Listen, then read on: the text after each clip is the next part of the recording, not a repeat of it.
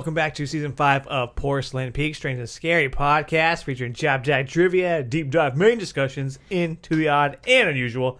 I'm one of your hosts, Tone, and I'm joined by... John. And... The Internet Daddy, Internet Darling, Anthony. You know him. You love him. He's here. Anything else?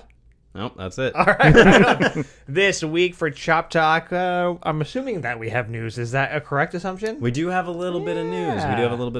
There was a new Marvel trailer. Oh, yeah. And a new trailer for Let's Play a Game. Oh, correct. Yes. So we'll get into those a little bit more.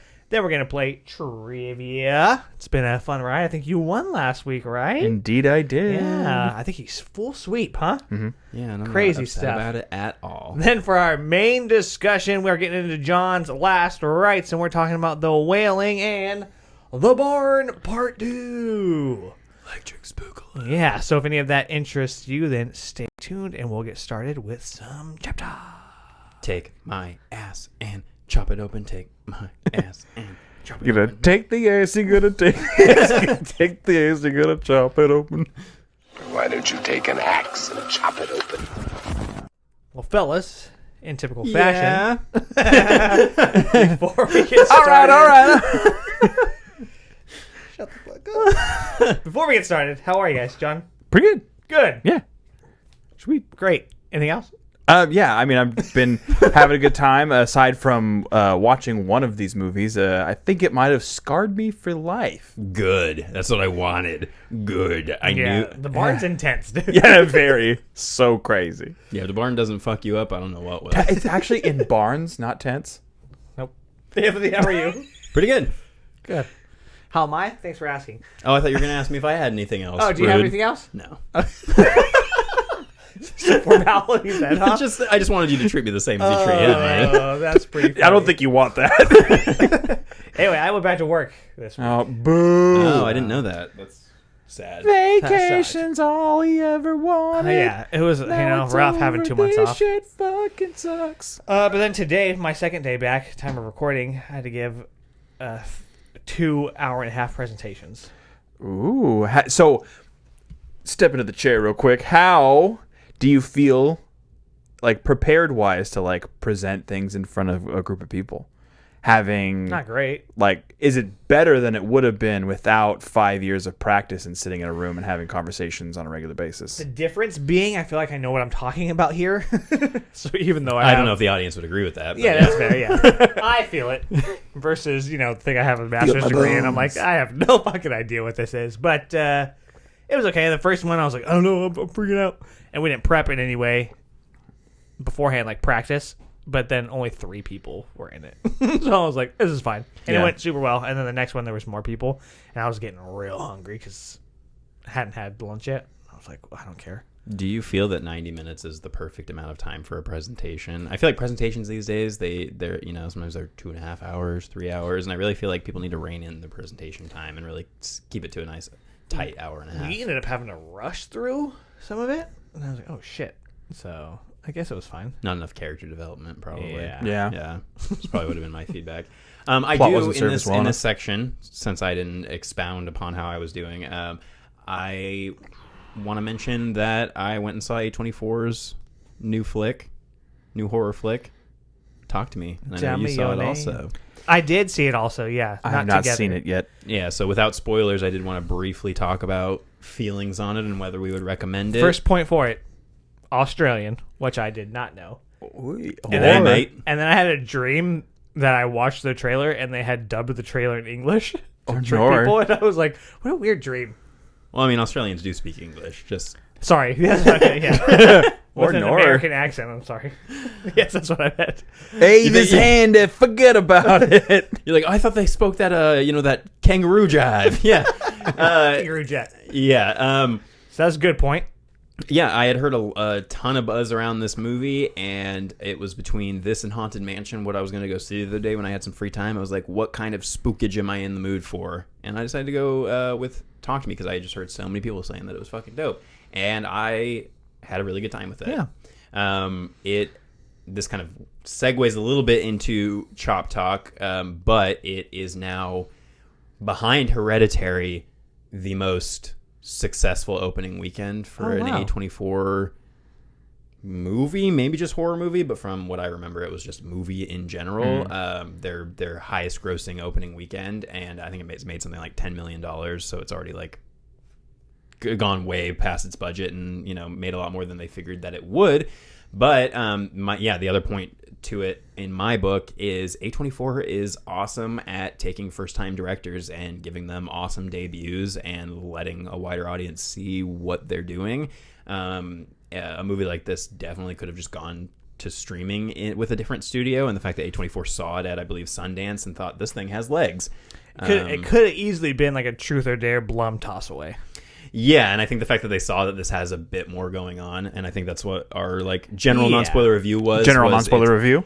It's kind of like a Blum, but with more substance. Yeah. It just in that it deals with the Gen Zers and using social media and all that stuff and filming the possession type things. But the horror aspects are brutal as fuck. Some really cool camera work. Very cool camera work. And for a couple of guys who came off of like a 5-year career on YouTube, they have a channel called Raka Raka, which I haven't checked out, but I guess they're known for horror comedy shorts. So I want to check those out. But yeah, this is their debut. A couple of brothers, I believe. And are their names Jimmy?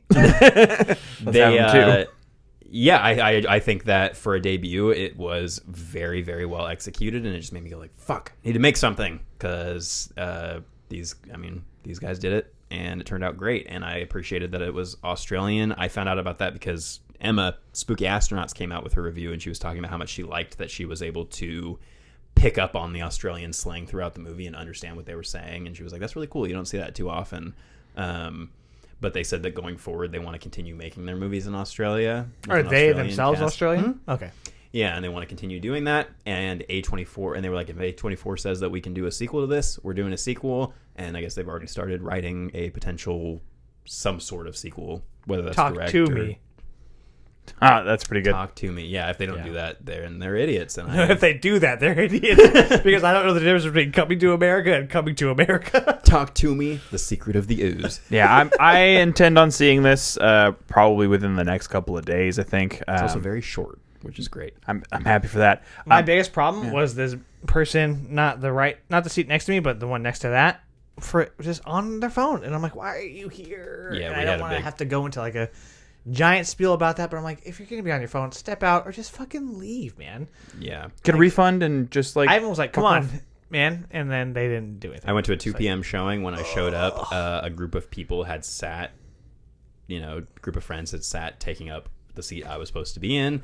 So then I was like, well, now I get to play the fun game of spending the next hour being nervous that somebody is going to come sit in the seat that I have now taken, which was in the C row in the companion seat, which was a better seat. And I was like, cool, if nobody takes this, this I is wish I would perfect. have gotten one of those, but they And but I just know from like Oppenheimer and stuff that people will come into the movie like upwards of 45 minutes late to it. And so I spent the whole time just like up until that point being nervous that I'd have to move. So that sucked. And then also, bright ass phone on one side, full brightness, phone on the other side with dimmed brightness, kind of a yin yang situation going on.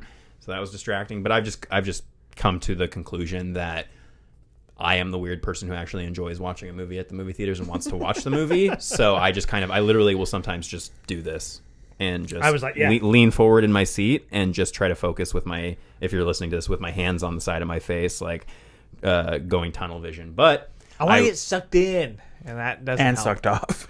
That, not at the movies though, but that segues into some other news. Yeah, it does.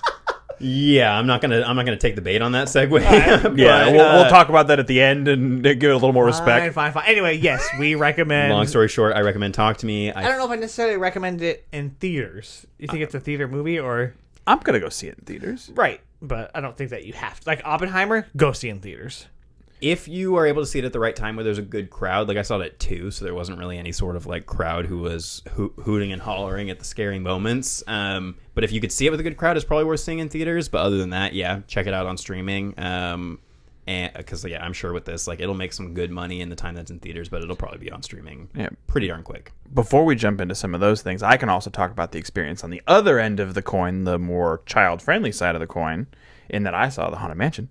Or Haunted Mansion. There's no the in it. They dropped it. It's cleaner that way. Okay. Yeah. It's a pretty solid movie. Like, I was really surprised. I went in expecting very low bar. And because did you see the first one with Eddie Murphy? I watched some of it and turned it off because I was like, this is pretty whack. Okay. Was not a fan of that. This Seen it a definitely couple times. leans more in a similar fashion to like Pirates of the Caribbean, like to its origin as a ride, and like involves a lot of the things like as Easter eggs for people who enjoy that ride, on top of the fact that it like takes place in New Orleans, which if you know anything about Disneyland, the Haunted Mansion is in like the New Orleans section of the park, which kind of adds a little bit of like Orleans to it. The performances are great, especially Keith Stanfield. He's fantastic in this. So am I correct in saying that there was literally no reason that they cast Jared Leto as the Hatbox Ghost? 100%. From what I've seen from photos, he's a completely CG character who doesn't look anything like Jared Leto. Also, voice is pitch changed, so it doesn't sound anything like Jared Leto. Which makes either. me very happy. If I can forget that it's Jared Leto, I love that. But How weird. Yeah. It's just to have another name on the cast list. Yeah. It's just, But that seems like a weird name because people don't like him right now. yeah, but I don't know if the studios know that. Yeah. I mean, it's not getting super great reviews, but I think that, like I said, It's also tanking box office wise. Yeah. It's the worst theme park based Disney movie performance wise since the original Haunted Mansion. It's weird 20 as a years category. ago. Yeah. But it tells see it though. Everything's tanking because Barbie is fucking destroying. True story. Yep. But it tells a pretty little story about like grief and about like coming together, and also has some like cool spooky moments, and actually has a couple for of a children's movie. It's about coming together. Yeah, it has some like. But you could say that. I can't talk about Paul Rubens, but you can say that. It actually has some really solid ectoplasm jump everywhere. scares in it. Okay. Oh, Yeah, okay. which I was not expecting. I just like the whole vibe of Haunted Mansion. I enjoy the Eddie Murphy one just for the Haunted Mansion ride references because it's my favorite Disney ride for This obvious does this reasons. way better. Yeah, and so I'm like, I don't care if the story is that great. I'm just there for the vibes. But I will say I'm probably not going to go see it in theaters because Disney Not worth seeing it in is, theaters. especially with how it's performing, they're probably going to fast track this to Disney Plus so they can make all their money there. Because that's kind of what's happened to Disney movies in general and Pixar movies is families especially are like, okay, I can spend over $100 to take my whole family to the movies to see this, or I can wait a couple weeks and watch it on Disney Plus as many times as my kids want to watch it. So, and I was wondering why they didn't release it during Halloween time, but I'm like, it's probably because they know they can put it on Disney Plus, and then during Halloween time, it's going to make crazy numbers for them. Yeah. When you went and saw Barbie the second time, was it packed? Oh, I had a fun little experience with that too. We bought tickets to a 5:00 showing, in our favorite place to be, the companion row, because it's You got the wall. you got the wall Where you to sit block with out your all the friends, sound. your companions. And we get there, and there's a sign posted to all the doors. It says the showing for Barbie at 5:05, at 7:15, and yada yada yada. It rolls out all the other showings that are in our showing room. The AC went out. So they're like, all right, so here's the deal. You have a 5:05 showing. You can go in there. You can check it out. If you feel like it's too unsufferable, you can just get a refund, and it's totally fine. So we walk in there, and it's like, this is like Satan's asshole in here. I was like, this ain't gonna happen. It's I gonna be didn't very sign up for uncomfortable. Heat Stroke Barbie. Exactly. So we went, and we ended up getting like in an hour later showing in a different showing room. We ended up in the very front row. Ooh. It wasn't super bad because it was one of the smaller showing rooms, so it's not like you're like right up against the screen like with some of the bigger ones. Not too much of like the Willem Dafoe face, but it's just as good the second time around. It's fucking crazy, dude.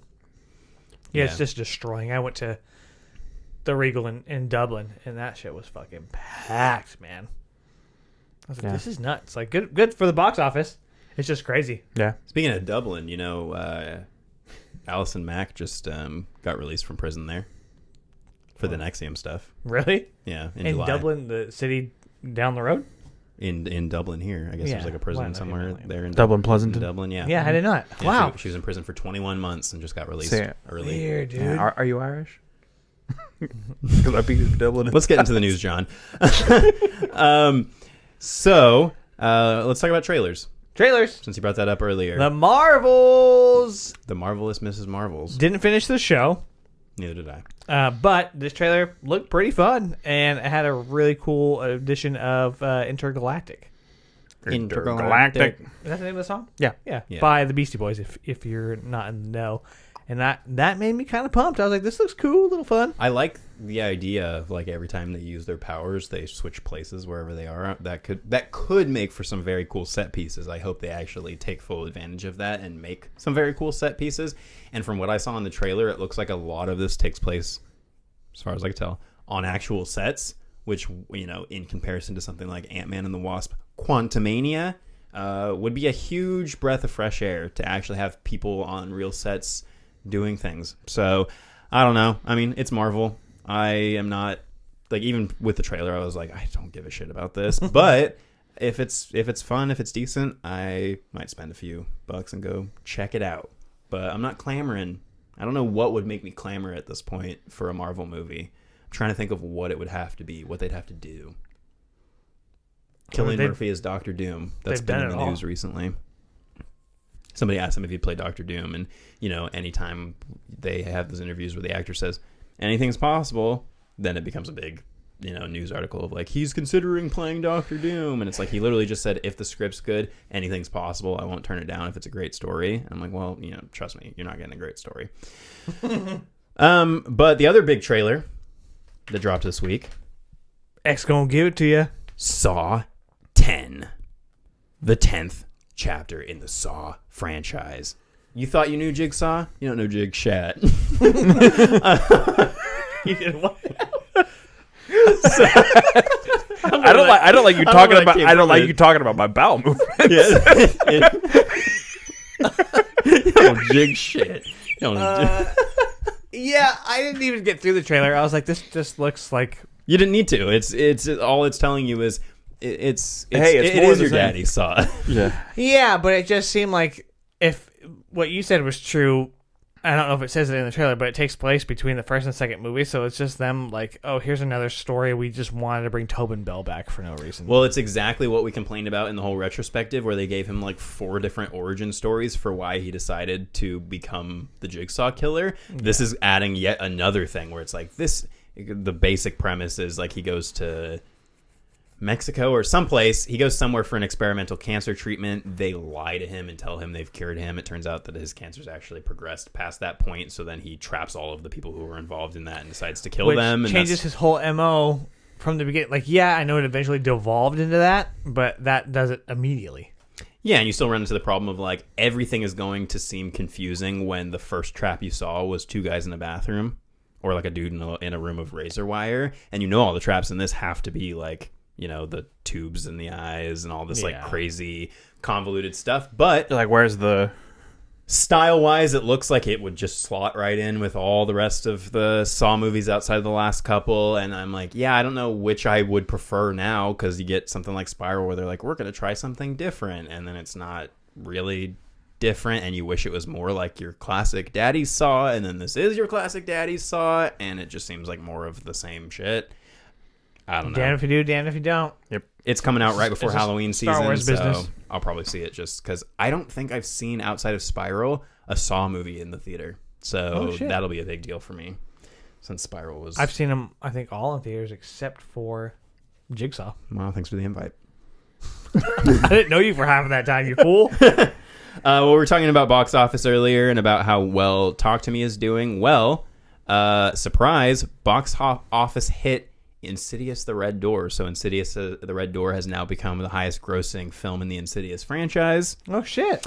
And is also now available to watch at home. So if you have not seen it, check it out.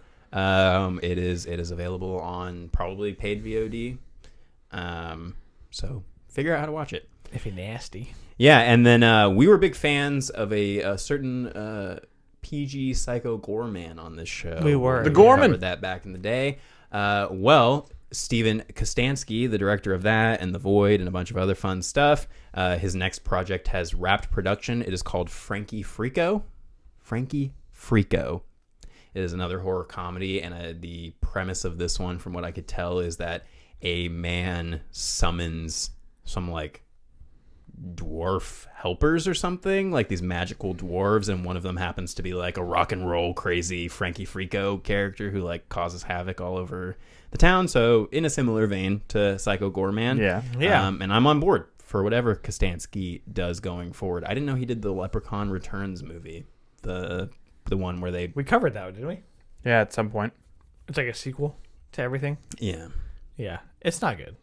Yeah, no, I know. That's why I was like, oh, well, I liked his other stuff. Yeah.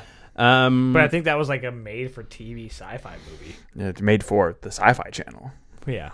yeah, and then not too much super interesting news, but there is a Hellraiser Quartet of Torment 4K set coming out from Arrow Video that I did want to mention. Look this up.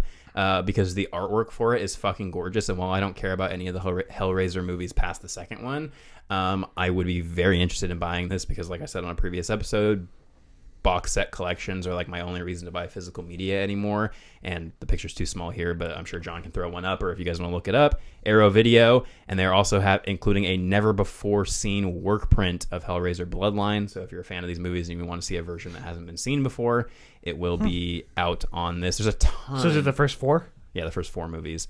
But the artwork is, like I said, fucking gorgeous. And there's a lot of 4K, like first time on 4K movies coming out over the next couple months, especially in horror. The Exorcist is getting a 4K release that it's never had before, which I'm very excited about. So keep your eye on those Arrow videos, Vinegar Syndrome, Scream Factory. They're all putting out a lot of really exciting shit leading up to Halloween. So if you have the funds for it, maybe throw these little video companies a little extra scratch. And then the last thing that I wanted to mention that's even halfway interesting before we get into the sad news, like we usually like to end, is I don't know if we talked about this on our show or if this is something I heard on a different show, but Don't be listening to other shows. I know, right? I feel so dirty when I do it. I have to take a shower, like sit in the shower, you know, Scrub. just scrub and cry. Is there usually like a pretty woman there, and you're also there with him? I wish that would make it a lot more interesting.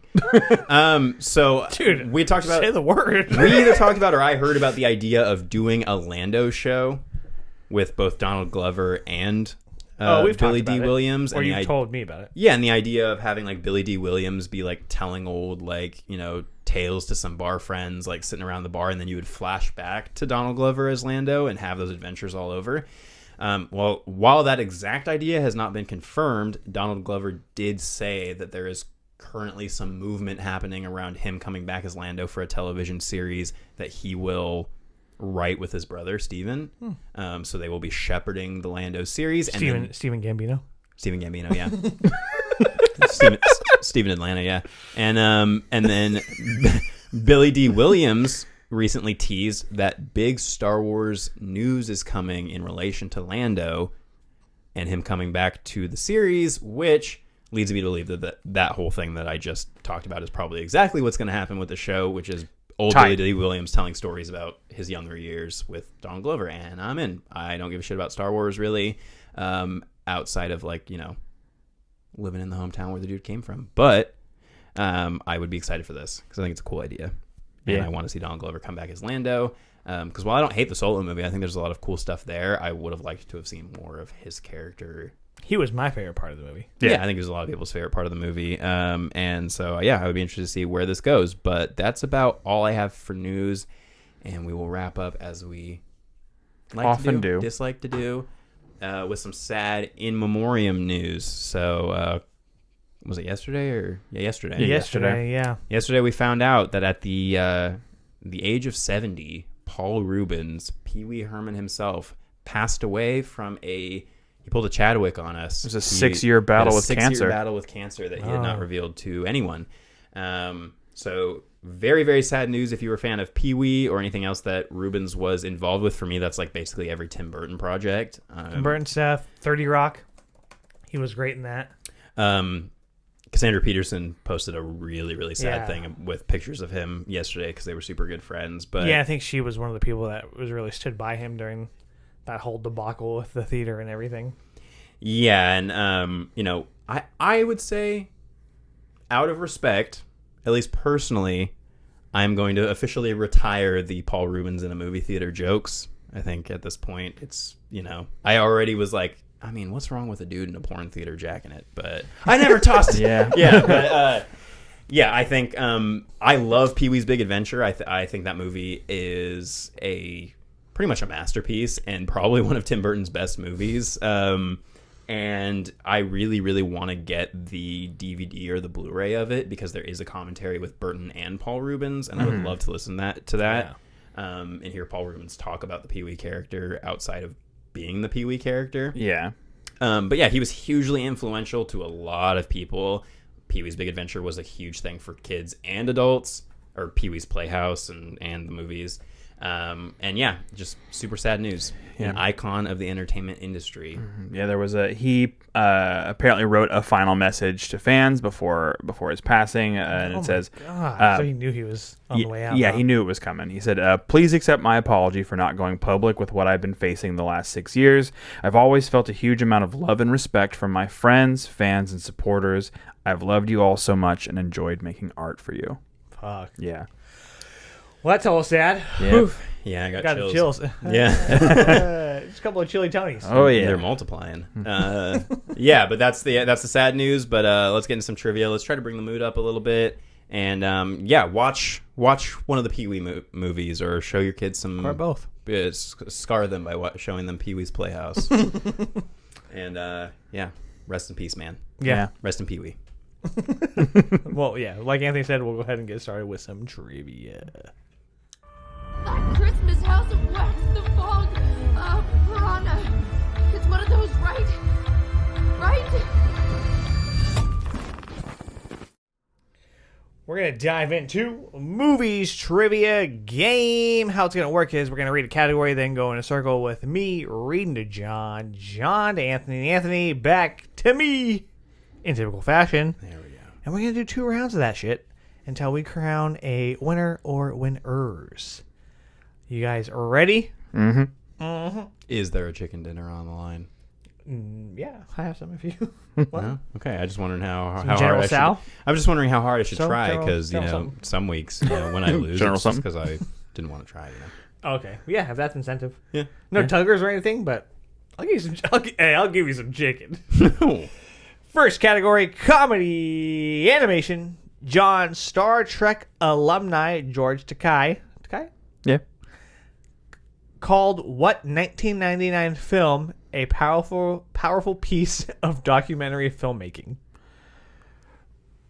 A powerful piece of documentary filmmaking. Yeah, this is a funny question. From 1999. Yeah. And comedy animation. Oh my. Yeah. Oh my.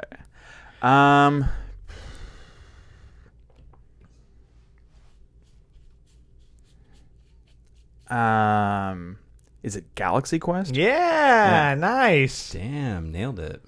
I was like, why would he have said that? And then I was like, oh, because he was in Star Trek, and this is supposed to be about characters who are in a Star Trek-like show. I unraveled You put your thing down, the flipped satire. it, and reversed it, John. Indeed. I love And- I love hearing your process. You're on the board. And then what Disney Pixar film is set in the mind of Riley Anderson? Is that Disney Pixar's? Elemental. I mean, same idea. Is that Disney Pixar's Inside Out? Indeed, it is Inside Out. Nice. There's also an Inside Out pig thing in Galaxy Quest. Inside Out. Remember when they tried to teleport that pig thing and it shows up all inside out? That I think that thing was in. I think you should leave. Yes, that thing that comes through the dog door. Yeah. Tone. What the fuck? What 1930s comedy stars Katharine Hepburn, Cary Grant, and a leopard? I have no idea. Dick Tracy. It is Bringing Up Baby, Okay.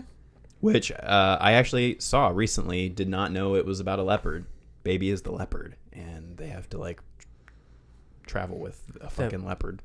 Oh, Like an animal? Yeah, Katharine Hepburn's character, she like gets a leopard from somebody, and it's in the apartment, and then her and Cary Grant have to like, and then the leopard's like taking people out in the background while they're like, comedy hijinks ensue. It's fun. It's a good movie. Interessante. Well, fuck. Okay, at the end of that round, who's on the board? We are on board. Oh, and I'm not. Yep. And we're moving into action adventure. John, what Arnold Schwarzenegger movie does a magic ticket bring his character to life? Is that Last Action Hero? That is correct. I didn't know that's what that movie was Oh, about. sorry. Let's do one of these. Push too many pencils. That was actually at some point in time I considered throwing that on like a Uncut Gems territory, because it is one of his like lesser popularity wise ones, but it's very meta. It's super interesting. So is he an action figure that gets turned into? He's an action star, right?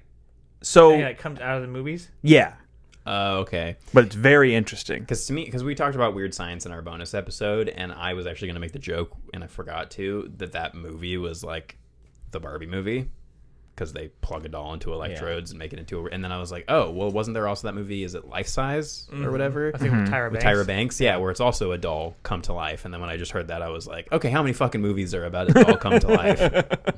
Small Soldiers. Child's Play. Child's Play, yeah. A lot of movies, I guess. Anthony Tommy Lee Jones won a Best Supporting Actor Oscar for his portrayal of Marshall Samuel Gerard in what movie? The Fugitive. The Fugitive. That is Fugitive. indeed the correct answer. Nice. Philip Gerard. Yep. I would have said No Country for Old Men because I don't know enough about The Fugitive. Such a weird experience watching that movie, because like Philip Gerard is a character in Twin Peaks. There's a bunch of Twin Peaks characters that are named after characters from The Fugitive. Really? Yeah, like, and there's the one-armed man in Twin Peaks, Right. Which is I think he's the one that's named Philip Gerard, and it's a reference to the Yeah. It wasn't me. It was the one-armed man. Tone. Yep. Who plays Kill Bill or Bill in Kill Bill Volume 1 and Volume 2? I believe it's David Carradine. It is David Carradine. Davy Carradine. All right. So You were a little bit hung up on that one, weren't you? Nope. Not appropriate.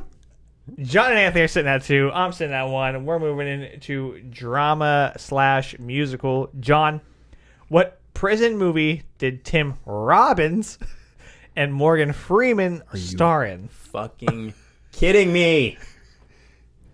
I'm going to need an impression. Andy Dufresne crawled through a river of shit and came out clean on the other side. That'd be The Shawshank Redemption. Nice. That is correct. Great movie, and it's got a great cast. And then the American History X is a drama Gonna give it to you. about what topic? It's about skinheads, right? White supremacy, about racism. Racism is the correct answer. But you would have gotten it from any of the other things you said before that. Cool. Yeah, we talked about that recently, right? I thought About it how was- fucked I up thought it that was movie about is. X-Men. I remember somebody explaining to me what a curb stomp was and talking about that movie. Whew. Ooh. Yeah. And it's another scene very similar to Texas Chainsaw Massacre, where like the violence in that moment is implied, but you can feel it. Yeah, it's because you know what's going to happen, but you Yeah. don't see it. Yeah. Brutal. Tone. Daniel Day-Lewis plays an American president in what Spielberg movie? I think it's just called Lincoln. It is indeed called Lincoln. Hey, Lincoln. Ah, you blinking? Yep. Great. Yep. So, Abraham Lincoln. John, you've got 3. Anthony has also got 3. Is that correct? Did he just get that one? Yep. And I got 2. Anyone's game as we move into horror and sci-fi. John, what 2004 sci-fi romance stars Jim Carrey and Kate Winslet? That would be a movie that I only watched because of this show, and that would be Eternal Sunshine of the Spotless Mind. That is correct, It's sir. one of my sci-fi misses. I've seen it I think twice since then, and that is a 5 out of 5 movie. Hell Fucking gets me every time. Meet me in Montauk. Yep. Heard that. Anthony, who plays the artificial life form in Alien? Ooh, who plays the artificial? Oh, okay. I was thinking who plays the xenomorph, but who plays the android? It is... What is this fucker's name? Is it Ian Holm? It is indeed Ian Holm. I believe it's Bilbo Baggins, correct? Yeah, that's what I was trying to remember. Oh shit. I was like, it's not Ian Glenn. It's a different Ian. It's not any of the Ians that tattoo us. All of us. You a fucking android? Might be. Notice that his hand is the tattoo needle. What's going on here? Tone. This is the question that I thought was going to really trip you up. So we'll see. Who directed Nightmare on Elm Street, Scream, and The Hills Have Eyes? God, that's such a hard question, dude. John Hooper. Wes Craven. It is indeed Wes Craven. I saw a sticker on the back of a car the other day, and it said, "Use the Force, Harry Gandalf." And I was like, God damn it.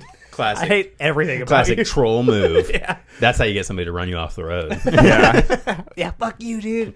All right, so John, you've got 4. Anthony, you've got 4. Mm-hmm. And I've got 3. And we're going back to comedy animation. John, what does Remy dream of becoming in Rakakuni? He wants to become a chef. That is correct. Yeah. Fucking dumbest question.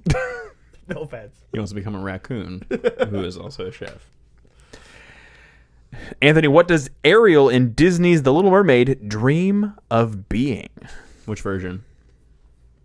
I'm going to assume the one that was already out when this game was made. Okay. Racist, but all right. Is that true? Well, I think we should cancel the show. I mean, in what, 4 weeks? Yeah. Yeah, in 4 weeks. We'll set a timer. Wait, so what was the question? Sorry, I got occupied calling you a racist. I'm sorry. I'm reading the card. happens, dude. It happens. No, I call him how I see him. What does Ariel in Disney's The Little Mermaid dream of being? A person who walks? A good- human? A good doctor. Human's the answer. A human being. That's what she wants to be. Human beings. Tone. She dreams of being part of our world. Yeah. Tone. Name 2 of the 3 lead actors in Three Amigos. You got at least one of these. Is it Steve Martin? Steve Martin's one of them. He's one of Okay, them. Can you guess any of okay. the others? You already got it, but can you? Oh, just one? Yeah, you only have to. Oh, no, okay. name 2. That's of the what I 3. thought. That's what I didn't think. So thanks for correcting me and catching me. So you guess. which Is one did you Martin get Short already? one? Yes. Okay. So you've gotten Nice. 2. Can you guess who the third one is? This is a trifecta. I don't know. I can't even picture a third person. Oh. I don't know. Billy Crystal.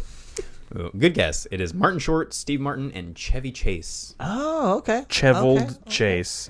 Speaking of racist. Notorious horrible racist Chevy Chase. All right, so the guys got 5 and I've got 4, and we're moving into action adventure. John, how many cars does Memphis have to steal to save his brother in Gone in 60 Seconds? Is it 25, 50, or 100? Is 100. The correct answer is 50. Oh. I didn't even know. I don't know anything about that movie. I've heard the title, but I didn't know that's what it was about. I think it's Cage, right? It is indeed Nicolas Cage. Anthony, who was the first woman to win an Oscar for Best Director?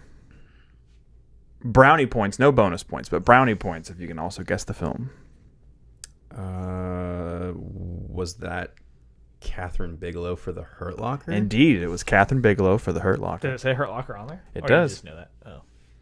Nice job, dude. Thanks. Which is fucking ridiculous because Oh, that was insane. like within the last, 10, 15 years, 20 years? Also, don't even think it's Catherine Bigelow's best movie. Oh, yeah, no. Her best movie is Point Break. Did she do that? Pretty sure she did Point Break. Tone. A PG-13 version of the R-rated Deadpool 2 was released in December of 2018. What was it called? God, I remember this being a thing. I just don't fucking remember what it was called. I remember this being a thing, and I was like, what would be the point of watching this? They took out all of the stuff that makes it a movie, but... To take a kid to it, probably. Oh, fuck. I have no Deadpool 2, the Disney version. So close. It was called Once Upon a Deadpool. Because I think it had like a Christmas theme to it. Yeah. It had like literally it was They had Fred Savage. and he was reading the story, yeah. Oh, okay. Cool. Well, that puts John sitting at 5 still. Anthony's at 6, and I've still got 4. 654. And we're moving into drama musical. John, before being captured and enslaved, how did Solomon Northup make a living in 12 Years a Slave?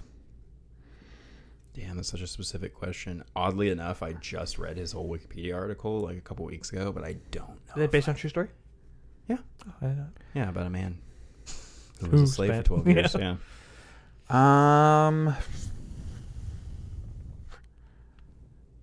What was his profession before being enslaved? So how did he make a living? How did he make a living? What was his vocation? A handyman. Is he a violinist? He was a violinist. Oh, Yeah. interesting. Yeah, it's a fucked up story. I haven't watched 12 Years a Slave since it came out because of how fucked up the story is, but I was reading his Wikipedia, the actual guy's Wikipedia article, and it's like, yeah, it's insane. And he got super lucky that he was able to get in contact with a guy who was able to have, because it was a whole, like, he got kidnapped from his actual town and sold into slavery, and basically, like, until somebody found him and was able to get in contact with his family and the government back in his hometown and tell them, like, this guy's been wrongfully enslaved. He was, it took him 12 years to get that shit sorted out. Wow. Horrific. Anyway. Anthony, what Rocky Horror Picture Show actress won an Oscar for her role in Dead Man Walking? I mean, the only actress I can fathom winning an Oscar out of that movie is Susan Sarandon. Susan Sarandon is the answer. Damn it. Does that mean he won? I believe it means he won. Damn it. We'll see. Okay. Tone, what actor says, "Here's looking at you, kid"?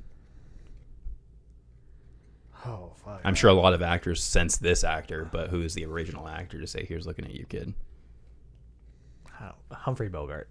It is indeed Humphrey That's it? Bogart. Yep. Oh, shit. That was out the ass. Like we were doing Chop Dog. Yep.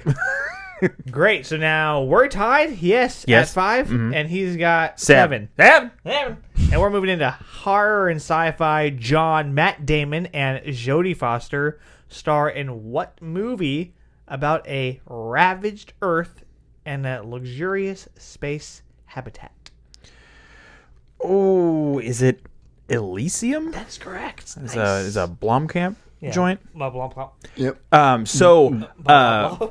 Blumhouse. Funny piece of lore. Before Elysium came out, I actually wrote a very similar concept as a short story that I turned in for like a 100-year centennial celebration of the town that I grew up in. Basically saying that 100 years from that point, that there would be like 2 classes of society, and one of them would be like the rural, like underbelly that's like actually on the surface, and then everyone else, the higher society individuals, would be in like a thing that was elevated above the ground, like on like a platform, living in a different society. Writing stories that became something later, things, and you guys not having the foresight or the foreskin. Mine, unfortunately, is real. I think maybe you watched a little too much Xenon. Girl of the 22nd century? That was a space station. I meant like literally still within the atmosphere of the planet. Oh, okay. Yeah. Okay. Do you have access to this story, or was it buried in a time capsule? I feel like that might happen because we're running out of space. So it was put into a time capsule. I'm sure probably on a hard drive somewhere at some place I have it. I also want to dig that up and be like, this fucker ripped off Elysium. I also won $100 for that. It was like I think I got second place in like the essay writing competition for it. It's surprising because we didn't see any of that. They gave you a ticket to the space platform. They're like, when this gets built in the future, cash in. There you go. You get a free pass. All right, let's move back on to trivia. What hasn't happened for 18 years in Children of Men? No babies, only skeletons. Yeah. A human birth. This is the human birth. actual wording of the question, but that is the correct answer for the 8-question sweep. Nobody's pooped out a baby. Oh, looks like I get the little French maid hat because I'm the cleaning lady now. So you ended with 6? Yes. Okay, and for me to get also 6. I don't know. I think you're going to have a really tough time with this one, which means it's going to be a very easy question. Come on, baby. Tone. Who is Han Solo's co-pilot in the first Star Wars movie? Thank you, Lord. Chewbacca. Last name? Bear. Furman.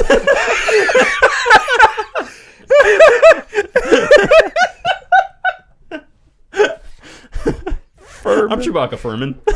Furman, German. Well, guys, good round of trivia, but before we end, I have a surprise quiz. Surprise quiz. I wasn't ready. You knew. You You knew knew that- my brain energy. Yeah, that he has to pee. Okay, this All my brain quiz, power's in my bladder now. because we covered a Ford movie, I thought it would be fun to bring back an old favorite of mine where movies get translated into a different language, and then we take that literal translation, and I'll read them to you.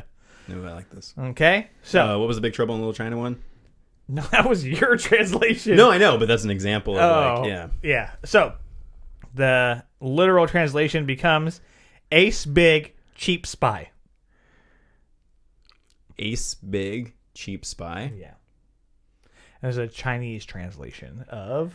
Ace Ventura Pet Detective. Ooh, so close. Ace Ventura When Nature Calls. So close. So I think that because Jim Carrey did Ace Ventura, they adapted Ace as like a wording for that, and it meant. I think an ace is a detective. Is a name for a detective yeah. too. But then that ended up becoming used as placement in comedies. So it's a little bit hint. Interesting. So what's another? What's the wording again? Ace Big Cheap Spy. That's your big hint there. Cheap spy? Spy. The movie Spy. No. Yeah, Ace Just Big maybe yes. Cheap Spy. I have no idea. because we got more. Who's a big spy? True Lies. Fucking, I have no idea. I Okay. can't think of anything about spies. It is Austin Powers. Oh. I like that better. Ace Big Cheap Spy. I like this one too. This comes from the Poland translation, Electronic Murderer. Electronic Murderer. Yeah. Killer robot? I don't know. Yeah. Chopping mall? No. Terminator? Yeah. There we go. That's a good one. All right. This is another Chinese one. Seabed General Mobilization. General Mobilization. Seabed General Mobilization. The Abyss. Nope. Avatar? The correct answer is Finding Nemo. What? All right. This one's from Norway. It is Action Skyscraper. Skyscraper? Yes, that's correct. Yeah, they also have, I don't remember where it was from, but they ended up translating Die Hard to something jungle. Like it becomes jungle added to the title, and so then the subsequent movies are like Jungle 2. It's like, what the fuck? Jungle to Jungle. Yeah,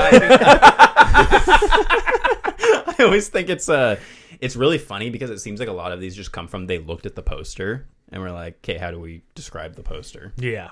All right, Happiness Therapy. Eternal Sunshine of the Spotless Mind. Incorrect. This one is from France, by the way. Francais? Happiness therapy?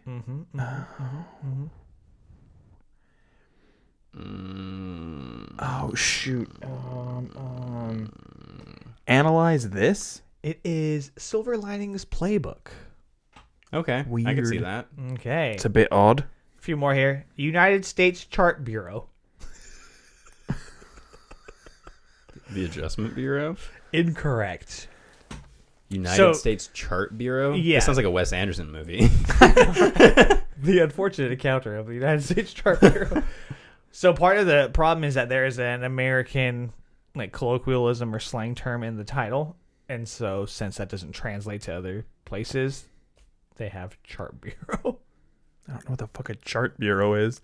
So I'll go ahead and give you this one. It is American Hustle. So the meaning of hustle is meaning of hustle is lost in translation. Yeah, it's hard to translate. Okay, this is let me see. I'll save that one for last because this is a goodie. Let's see. Love in the Skies. This is the Hebrew translation. Love in the Skies. The Aviator. You're on the right track though. Sky Captain in the World of Tomorrow. Pearl Harbor. The correct answer is Top Gun. Oh, okay. That makes sense. Yeah. Take my breath away. This one is a really weird title for this movie, but and I didn't write down where it's from, but the literal translation is, I think a horse is kicking me.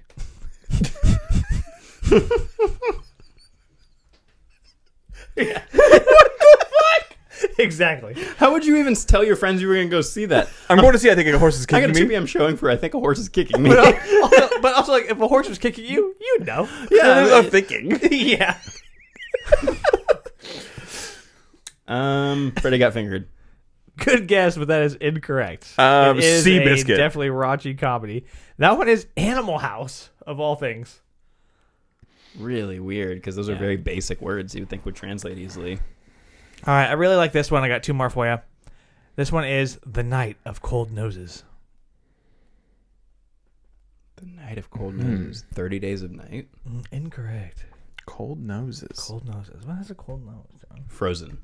No, that's incorrect. What is a cold nose? A cold Jack nose. Frost. Jack Frost. Jack Frost. Are there 3? There's 3 movies for sure. Oh. Cold nose. That's so fucking. I mean, Interview with the Vampire. what's Dracula. what's the first part again? The Night of Cold Noses. Nosferatu. Oh, it's got to be like a dog something. Isle of Dogs. Ooh, that is a great guess. You were on the right track. That is 101 Dalmatians. Okay. That's kind of poetic. I Because of all the know. dogs being out. Oh, yeah, I like And that. the freaks come out at night. Last one here. And we may have done this one before, but I really like it. This comes from Japan. It is Captain Supermarket. Army of Darkness? That is correct. All right, there you go. A little impromptu quiz for you. That was fun and just shows how hilarious those translations can be, but also that we're just not very good at that game. You guys did pretty good. But they're just so obscure, it's really hard Yeah. to figure that out. Anyway, that'll wrap it up officially now for trivia. We're going to take a little break, and then we'll get started with John's Last Rites, talking about The Wailing and The Barn Part 2. Part 2. Cue the funeral dirge and the bagpipes. I'm sorry, I'm gonna stop that now. Join the Creep Cult. $5 a month at patreon.com/Porcelain Peak for exclusive content, merch discounts, and more. Join the Creep Cult. $5 a month at patreon.com/Porcelain Peak for exclusive content, merch discounts, and more. Hey, you want to see something really scary? Welcome back. We're going to get started with John's Last Rites. He picked The Wailing and The Barn Part 2. So what order would you like to go in, John? Let's go with The Barn Part 2. I feel like Okay. there's probably more conversation to be had about The Wailing. All right. Well, since it is your week, I'll go ahead and throw the reins over to you. So dive in for us. All right, so The Barn Part 2 is a selection that I made based on the fact that not only did we see The Barn as kind of like a potential throwaway movie during a 31 Terror Tales, where we were trying to do everything as Halloween themed and shot in the dark, got a ton of misses from that year, but this was the bright spot of that time frame, and it ended up being a movie that we've all added into our like annual have to watch repertoire during October, and just a fantastic little piece of like B filmmaking by like a group of people who like are really passionate about the subject, about like making a movie about Halloween. Some schlock. Yeah. And so Yeah, and I think there's another movie called The Barn that came out either around the same time or within a couple years. It's not the most unique title, that's for sure. And I'm glad that we got ended the up going right with that one. We got and the right the one. one that we did. Yeah. Yeah, and we found out a few years later that they were making a sequel and that it was through Indiegogo, and we paid to help support making of that film. And because of that, we ended up with the name of the show in the credits of this film, which I feel like it's a nice little nightcap on the show to be able to say that like we helped to contribute to what I think was a really fun fucking movie. Yeah, no, I totally agree. You got the Blu-ray in the mail, like what, 6 months ago, a year ago? It's been a while, yeah. Yeah, and it's just been sitting on the shelf because we kept forgetting or didn't really find the time. I forgot that he was even coming in. And I was like, what is this fucking package? You know, and I opened it and I was like, oh shit! I was so excited. Yeah, so we finally got together last weekend? Last weekend or the weekend before, yeah. Yeah, and watched it and had an absolute blast. Both The Barn and its sequel are best watched with a group of friends. If you choose, if this is your MO, go ahead and imbibe in some marijuana, some of the devil's lettuce, some of that Sticky icky. some of that sticky icky, or some of that booze haul if you're a fan of that too. But it will make this movie, both of these movies, such a blast. Now I'm looking forward especially to watching both of them during this Halloween season, because I'm definitely going to be returning to The Barn and then watching The Barn 2. I would have to rewatch the first one to really, really solidify my thoughts, but I felt like this one might be an even better movie than the first one. I'll tell you, there are a few reasons, usually coming in pairs, that make this one at least a little better in one direction or another. And it's pairs of famous people, John. Yeah, absolutely. Joe Bob Briggs and Darcy the Mail Girl are both in this. I think there are a few other individuals like Doug Bradley is in it. Doug Bradley. First Jason. Ari Lehman. Yep. And who was the neighbor? You said she was pretty. Oh, Linnea Quigley. Yes. From Return of the Living Dead and Night of the Demons. So yeah, lots of little familiar faces if you're a horror fan that show up. But we also have it is the same actress from the first one, right? Yes. Who's playing the main character in this one. And three people returning. Yeah, and you get a. I guess that's light spoilers. In the original movie, the premise was that some friends, there's this urban legend around knocking on a barn door, and if you knock on the door, I think it's three times, and you say trick or treat, then it summons these a scarecrow, a jack-o'-lantern. The scarecrow is the corn. Okay, and then like a miner. And a miner, yeah, and they're like like somebody that mines, not an underage child. Yeah. I've been trapped in hell. Yeah. And then they wreak havoc, and it's all done in, classic B-movie fashion. So it's a lot of when they need to chop a head off, they show the person about to get their head chopped off, then do a quick cutaway. When they cut back, it's a dummy, and they're lobbing its head off. And lots of fun little, very basic, I wouldn't even call it After Effects, like Snapchat filter electricity effects over characters and stuff. But it's a ton of fun, and I am a sucker for any movie that takes place during Halloween time. So you get all the Halloween decorations. Not only that, but the main character in the first one loves Halloween. And he's obsessed with the idea and the lore of Halloween. And Never I think trick that's the treat. very relatable to us. Yeah, definitely. And then in this one, I was excited to watch it with you guys, but I was a little bit nervous about what the movie would actually be like if it would actually hold a candle to the original. I think the original has more substance and a little bit less of the stylistic choices. This one amps up the style because obviously it has the bigger budget, but maybe isn't there as much in the substance of what's going on. But not enough where it's like, that was fucking lame. Yeah, and really what I wanted out of a Barn sequel was just more of the Barn. And that's exactly what this movie is just let's find an excuse to get this sorority into a barn and have them summon the demons to come back, and then have them do much more of the chopping heads off and chopping people apart and biting nipples off and all that stuff. And this one has more nudity, more gore, more effects, more cameos from, I don't even know if the first one had somebody gets outside of Linnea Quigley. Yeah. But somebody gets their wiener bitten off. Somebody gets a wiener bitten off. I think Lehman is in the Yeah, he is also in the first one.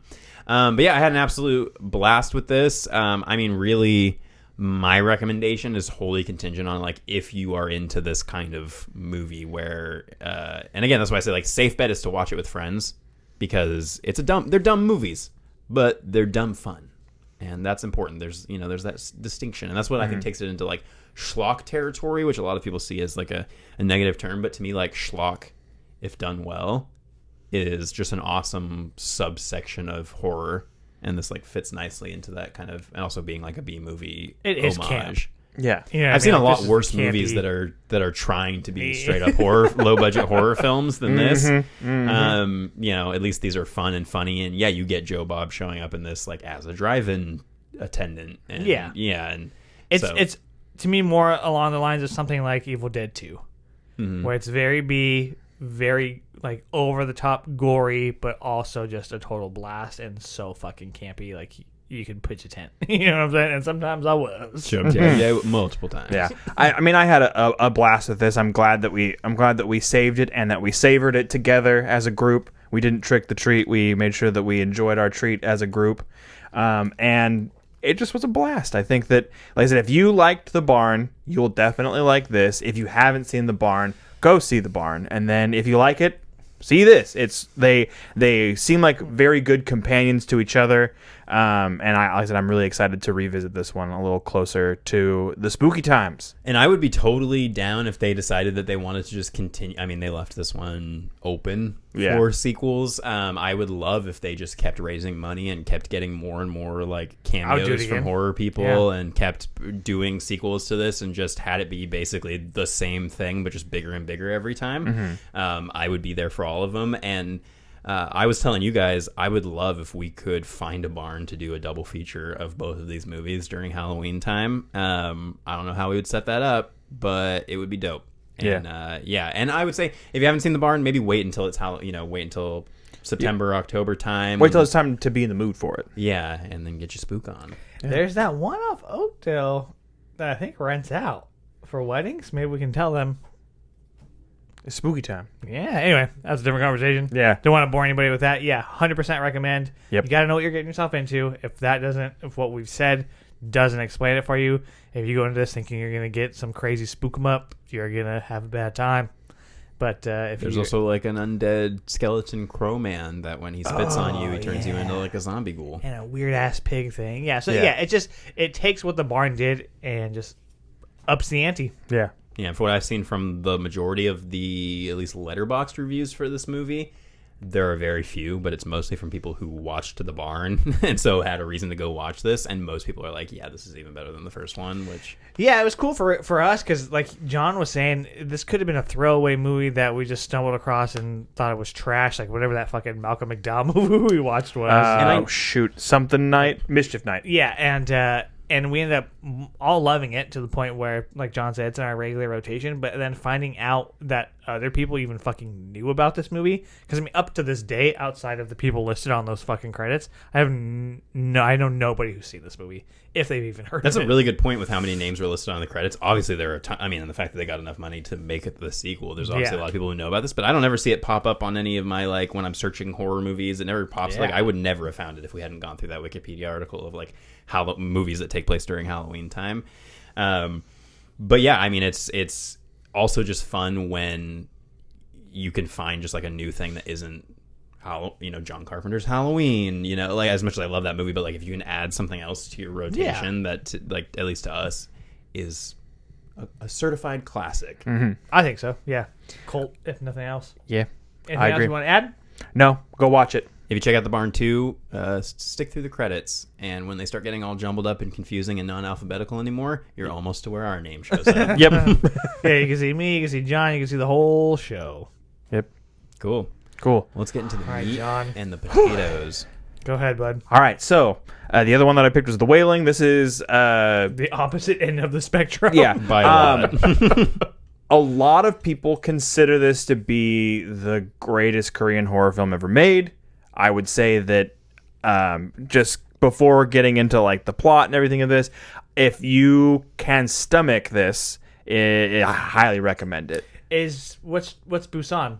Is that Korean? Yeah, it is also Korean. Ooh, so I don't know if I would agree with that. Yeah, I said in my review for this, no one is doing horror and thriller movies the way that South Korea is doing them these days. No. They are a bunch of those, your Bong Joon-ho's in this case. Na Hong-jin. Did he do this? No. Oh. I was saying Bong Joon-ho is one example. Park Chan-wook, and then the guy who directed this, Na Hong-jin. And this came out in 2016 and is about 2.5 hours long. Yeah, so if you can stomach that runtime and you can stomach the content. Yes. Speaking of stomaching, there's, and I feel like it's in the Bong Joon-ho stuff too, where it was like flatulence or like burping. I wonder if that's like a. I think it's a Korean staple. Yeah, because he does that. I mean, even in Okja or whatever, like, isn't that there's like farting and stuff? Mm-hmm. Like, there's a lot of that sort of thing, and I'm pretty sure in the host too. There are a couple I was of curious about if that's just kind of like a staple of those cultural films. Yeah, there are a couple of moments of like slapstick level things that happen in this movie and in other movies of similar ilk from the same place. So I think that it all really just kind of comes down to the filmmaker, but there's always like a slight sense of humor in some places. And I really like that because it's just such an interesting blend, and I tried to do some research to find out like where culturally that comes from, because I think I've commented on it in things like The Host and Parasite especially. Parasite, where it's like, yeah, you have this really fucked up, incredibly dark subject matter, but there's always, or almost always, in South Korean movies, some element of humor, and a lot of time it is kind of slapstick. And the most that I could really come up with in research was just that like a huge element in Korean horror, in South Korean horror in general, is humor juxtaposed with like dark subject matter and dark themes and death and things like that. And they always try to juxtapose humor with dark subjects and stuff like that. I've been saying this shit for years. That the line between like something being funny and something being terrifying is like a very thin both razor. are an uncontrollable reaction that humans have, either when you're scared and you scream or shout or jump, or when you laugh and and giggle and chortle. Yeah. Is it important to make the distinction between like Korean horror in general and South Korean horror? Well, I don't know if I don't think North Korea does movies that aren't North Korean, that aren't propaganda. Oh, okay. But, yeah. Okay. So I think you're safe just saying Korean. People will know what you're talking about. But I can give the little synopsis, and then John, if you want to jump in and go into a little bit more detail. Yeah, absolutely, we can do that. So I have the quote at the beginning of the film. Oh, okay. So because in the version that I watched, it doesn't actually say what that quote is. Interesting. But we kind of get it answered throughout the story. But essentially, it is a Bible quote, Luke 24:37 through 39. See my hands and my feet. That is I myself. Touch me and see. For a spirit does not have flesh and bones, as you see that I have. And I feel like which we hear parroted by a certain character later on in the film. But yeah, the synopsis on Letterboxd for this is "Never be tempted" is the tagline. A stranger arrives in a little village, and soon after, a mysterious sickness starts spreading. A policeman is drawn into the incident and is forced to solve the mystery in order to save someone he loves. So kind of diving a little bit more into that. There are a series of what seem like murders happening with different people. There also seems to be this disease plaguing these people to some degree. And so this policeman is investigating these different happenings around his village. And trying to find the source. Right. And then eventually maybe having found that source and investigating that more. And then that starts to hit close to home. So then it's him trying to deal with whatever this illness may be or whatever this like murderer is doing to the people in his village. So kind of trying to save both the village and his family toward the end. And there's a big racial cultural element to it, because the scapegoat for everything that's happening is this older Japanese man who's shown up in the village, and pretty much everybody is convinced that he is the root of the problem because he is Japanese and doesn't belong in that village in their perspective.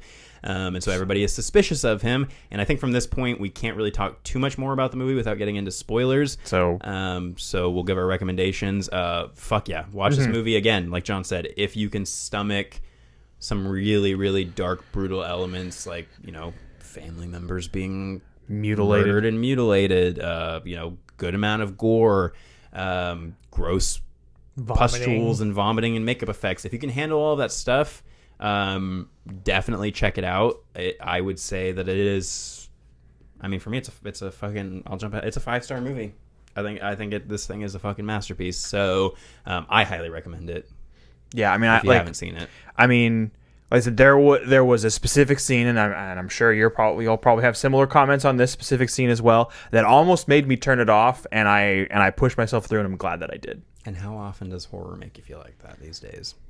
Yeah, I would just say, although it is a recommend for me, know what you're getting yourself into. This isn't a walk in the park. This is a very intense movie. Oh, and also trigger warning. There's a dog that does get harmed. So if you are sensitive to that, you may want to find out where in the movie that is. And other animals, too, if that's the thing, too. Yeah. The dog you don't really see, but the other animals, they show you. Yeah. There's some animal harm, so as far as I know, not to any real animals. Yeah, I mean, it's 2016. I think they would have gotten into a shit ton of trouble had they gone the other route there.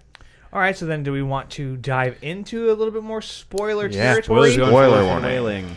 What I found interesting, and I don't know a lot about this, so in that regard, it kind of made me want to know more about the South Korean culture, is that obviously there is the South Korean kind of ideas of spiritualism and what that looks like, and I'm sure that goes back pretty far, but then it mixes and blends in kind of with, I'm guessing, Christianity or Catholicism, and so I'm curious about how those two things work in tandem, and this movie blends them in a way that I thought was very strange from a Western world perspective, where really it's just we have straight Christianity. I think there's an interesting theory that's in there because, I mean, like I said, we're into spoilers, so we can have the conversation.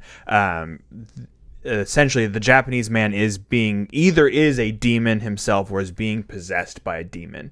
And that demon devil, mate, is being supported and being covered up by a shaman who is of the Buddhist faith. So essentially, they're using the cover of the local religion of Buddhism to cover up for the fact that it's this Judeo-Christian demon that is at the center of what's happening. I found that blend very interesting. Yeah, had all of my goofy little neurons firing.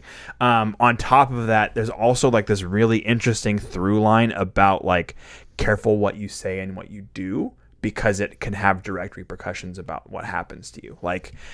There's a scene where they're with this person who's trying to take them to the stranger's cabin, and during the process they get smited. Well, yeah, they get into an argument, and he says, "I hope that you get struck by lightning and burned to death," and then it literally happens to him in that moment.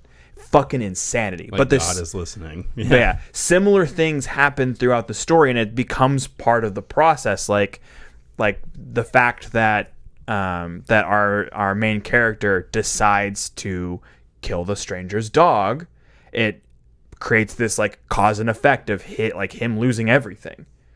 And this specific situation where he likely wouldn't have potentially been targeted, or the targeting of him wouldn't have gone to that extent had he not crossed and breached and he may not have necessarily been on the demon's radar who is preying on this town to the extent that he is if he hadn't shown up at the guy's house and torn it apart and then attacked the dog. But I don't know if I agree with that, because he goes there after he finds his daughter's shoe, so she's already targeted before he kills the dog.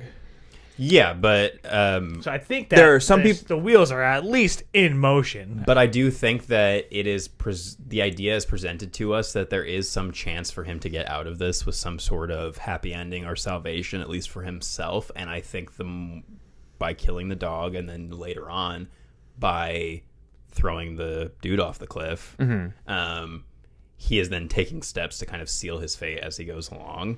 At least in the eyes of however this demon works. He also removes the only the only remaining faith in the one possible person that could have saved him in this guardian, the woman who lives in who is at the village, because she is you go back and forth between the two of them trying to figure out who's the actual like bad person between the Japanese stranger and then this woman who like disappears and goes in and out. And this other shaman. Yeah, but you find out that she is truly like the guardian of this village, and him not believing in her takes away some of her power. It's part of the reason why during the scene where like they're having this argument and he like runs off to like try to like, you know, kill the stranger, that she like becomes like gray in that scene. That's her losing her power because he doesn't have the faith. Yeah.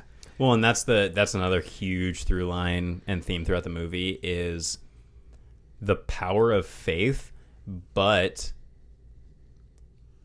putting your faith in something doesn't necessarily mean you're putting your faith in the right thing. Yeah. And this movie, because it's mixing the spirit, you know, the Buddhist, spiritualism and the Christian elements, it not only confuses the viewer as to where they're supposed to be putting their faith, but it also confuses our main character as to where he's supposed to be putting his faith. And so it's really like, how much of a chance did he ever really have of getting through this situation? Because there's so many like beyond human understanding things that are at play going on between this demon and between this guardian spirit. As these two shaman or whatever are collecting souls, like they're just caught in a game between these two like entities, essentially. Yeah, and you have little things that the director obviously does to try to throw you off the scent of what's going on. The biggest example to me is when the shaman is doing the ritual to supposedly ward off the demon, the stranger. It's actually like completing He's the actually ritual. completing the ritual to ward off the good spirit, the woman in white, and block her out of the thing. And it's vague enough during it that the daughter is screaming, tell him to stop. So you think it's because she's in pain and getting hurt, but really it's because he's hurting her. And because it's intercut with the stranger also in pain, and it's intercut with when the shaman is stabbing the idol. I didn't know this until reading about it. In South Korean culture, those specific types of idols are like village guardians that ward off evil spirits, And he so him chopped it down. stabbing it and chopping it down was him getting rid of their protection. And because it's intercut with the stranger in pain, you as an audience member believe that what the shaman is doing is actually hurting the stranger, but there's also little things intercut with the stranger that show that he is performing a completely separate ritual. He is doing the ritual with the guy that's in the truck, Trying to that's bring, dead in like, the truck. yeah. And that's like a spirit swapping ritual, because from that point he swaps bodies with the with that stranger, the guy that ends up like, you know, zombifying and all that stuff. So he's doing that ritual at the same time, but the director is intentionally intercutting those things together to lead you on the wrong path as to... So do we know why then during that time it looks like he's being hurt and then passing out? Like, do we understand exactly why that's happening? I mean, it seems like it's there to be confusing, just to be confusing a little. I mean, it is. I mean, the director has said, like, I pushed that intentionally to make it confusing, but also we haven't seen really what his rituals look like. That could be what he goes through every time he does a ritual to possess or take over somebody. It's just coincidental, I guess. Yeah. There's also It's intentionally misleading, yeah. also the theory that essentially like that this Japanese stranger is not the demon, that they are possessed by the demon. And the moment where they fall from the cliff when they're running away, and then like it's the only moment that the stranger ever shows any kind of emotion, the conversation at that point is like that there's a possibility that's like the actual human that's there, and that he chases after the woman in white to try to get her to save him, and is unsuccessful. Yes, yeah, but when he's hanging on the thing and he falls off, from what I read and what I was under the impression of is like at that point he is. I think it's the other guy's spirit still inside of.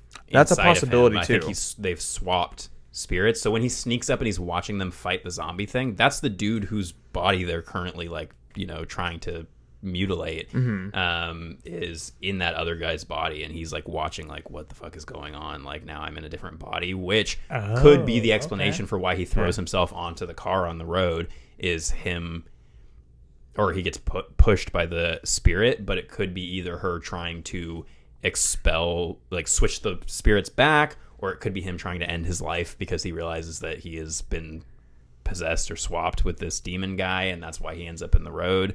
But yeah, just a lot of like elements that are intentionally meant to make it pretty hard to follow, but in a way that just keeps you on your toes. And I was tense throughout, and I had seen this before, and I knew how it ended. Like the thing that stuck in my mind was the main character with the woman in white on that road, and she's saying like, you have to wait to go back to your family until the rooster crows 3 times, and if you go back before, you're gonna fuck it up. And the other thing with this movie, I was like, dude, this is my personal nightmare, is that we see that this character has he's such an indecisive character, and like he can't seem to really like make any decisions or be assertive to like help protect his family, and he's kind of just like a bumbling idiot. Yeah. And so this man who is figuratively and at a part of the movie literally paralyzed by indecision is then forced to make an impossible decision to save his family at the end, and he's under duress, and he doesn't know who to trust. Yeah. Yeah, and it's not like the spirit, the woman in white, is doing anything to really convince him that she's the good one. She's creepy as fuck, and that performance that she gives, even just in that like last half hour or whatever, is so fucking good. Yeah. Where she's like, "Oh, little girl about this tall." I was like, "Okay, you fucking weirdo." Well, and then he dude. has the whole realization where he knows that the demon is using people's clothing or shoes or whatever it is, like personal items, to latch onto them and cause this sickness and basically possess them. And so when he realizes that the woman in white is wearing like the jacket from the one woman that they saw in the restaurant or whatever, and she's wearing items from all the different people that were possessed. She has the daughter's hair clip. She's also wearing the jacket from the guy that just got reanimated. Yeah, he thinks that it's because she's the demon that's possessing everyone, because the shaman who is working for the demon like calls him up and says, "I fucked up. It's actually her who's the demon, and this other guy is another shaman who's been trying to protect you," because we find out he's working with the demon. Yeah. And we also get that solidified in the end when we see him show pictures. up at the scene and take the pictures, which I also thought was a great little touch, because in a lot of cultures, taking someone's photo is stealing their soul. Yeah. So that's kind of like the Straight completion goosebumps. Yeah. Yeah. It was say cheese and die. Yeah. It was, it's a nice little like completion of the ritual. And also you see that when the demon in the cave has the camera, you see the brand of camera it is. And then when the shaman shows up to take the pictures, he has the exact same camera, same brand. And that's when you go, oh, fuck. And then of course he goes to his car and takes out the box and spills all the photographs of all the people they had found in the hiding And he hole. gets hit by a fucking plague like on his way to escape. Well, yeah, because Yeah. he says, fuck it, I'm not going to do this anymore. I'm not going to work for this demon, and tries to take off. And when he tries to take off, he gets plagued by the demon, Locusts. who's like, you got to come back and finish this shit. I guess the part that was a little bit confusing for me, and I think even for the main character, because they mention it and he's like, that doesn't make any sense, and I was like, yeah, that doesn't make any sense, is when he's talking sin to the being woman in killing, white. yeah. Is his sin happening after the fact that all this already started, and then that's never like they mention it, and so they like know that it doesn't make sense, and then they're like, sorry. Yeah. There's That's also how it works. There's also an additional component to this that I think is a little more underlying, and they comment on it, but they quickly don't talk about it anymore, because I think it's a more of a taboo subject, and it's one that I kind of had to fight with during watching the film, and that's the sexualized nature of the initial contacts. Like they mention specifically that when the stranger was discovered, that the woman who like burned down the house and everything, assaulted her, that he yeah. had sexually assaulted her, and that's how the process starts. Yeah, it kind of reminded me in some ways of like It Follows, where it's like a sexually transmitted evil, which I thought was cool to see done And it's definitely in a very intentional, because different one of the way. first Yeah. things we see from the main character is him fucking in a car. Yeah. Yeah. But But it was also interesting in that scene, he's fishing, right? And then later on, They're like he's fishing. Yeah. But the part that makes that a little bit difficult to deal with is obviously that there's a young woman, a very young woman, somewhere in the age territory of probably like chitlin. 8 or 9, Yeah. who Excellent is fucking then performance, by the way. who is blew me away. possessed, and it's really interesting because she comes after the burned down house incident happens, and he's there with his clothes, and he'd just been attacked. She comes to bring him clothes, and she's wearing the pink like clip in her hair, and then she ends up dropping that, and that's like as a really like powerful piece of symbolism, dropping like what's left of her innocence. Okay. And then after that point, she's then already been possessed. Well, I think in support of that, when he goes to check out her body, the dad, we believe has no ill intentions, right? Like, we're not led to believe that he is hurting her in any way. But he then lifts up her skirt to check for a rash, and then she comments on it, like, "What are you doing in the middle of the night, you pervert, lifting up your daughter's skirt?" And he's like, "No, that's not my intention. Like, I don't know why you would say that." So I think that's It's almost like the demon trying to like exactly throw what you were saying. throw the blame on him, like you're the pervert. And it's like, when I suspect that I'm the pervert demon. Yeah, when I made that discovery that's kind of like what the intention was, and that was being in any way even hinted at, I almost considered turning the movie off, because it was a lot to take. I paused for a minute and I was like, am I ready for this? Well, what I was confused about too is she's sitting there playing the ocarina, and I was like, just reverse time. I thought the exact same thing. So in answer to what your legitimate question about the whole, like, obviously that's meant to be confusing and help the whole thing about like your sin was committed when you killed the guy, when you threw him off the cliff instead of getting help. But that was in the middle of all the bad shit. He says, like, but that was after my daughter got sick. I think that the demon, and this goes back to the fishing thing, the demon is laying the bait. He's baiting the hooks, and he's seeing who bites. And so I think he's probably collected items from tons of people, but that doesn't necessarily mean that they're going to be the right candidates to go completely through the ritual process of being possessed and then the whole family murdered. I think it is the people who, from the point that they make contact with him, it really is all about the decisions that they make past that point, or that the people around them make.